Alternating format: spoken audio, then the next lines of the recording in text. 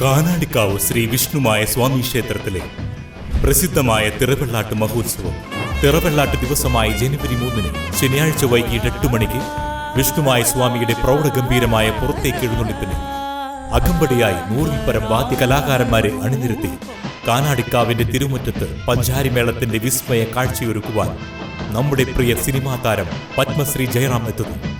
എഴുന്നള്ളിപ്പിന് അകമ്പടിയായി തിറയാട്ടവും മറ്റു ദൃശ്യവാദ്യ കലാരൂപങ്ങളും അരങ്ങേറുന്നു. പെരിങ്ങോട്ടുകര കാനാടിക്കാവ് വിഷ്ണുമായ ക്ഷേത്ര സന്നിധിയിലേക്ക് ഏവരെയും സാദരം ക്ഷണിക്കുന്നു. ഗണപതി ക്ഷേത്ര മഹോത്സവം ഭക്തിസാന്ദ്രമായി. അഭിഷേകം, ഗണപതി ഹോമം, വിശേഷാൽ പൂജകൾ, പ്രസാദ ഊട്ടും ഉണ്ടായിരുന്നു.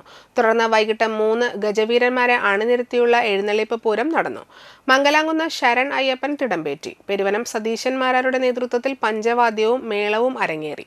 ക്ഷേത്രാങ്കണത്തിൽ പൊങ്കാല സമർപ്പണവും ശേഷം ദീപാരാധന, വർണ്ണമഴ എന്നിവയും ഉണ്ടായിരുന്നു. ക്ഷേത്രം ഭാരവാഹികളായ president V Rajan, secretary V Babu, ഖജാൻജി വി ശശീന്ദ്രൻ, രക്ഷാധികാരി സോമസുന്ദരൻ എന്നിവർ നേതൃത്വം നൽകി.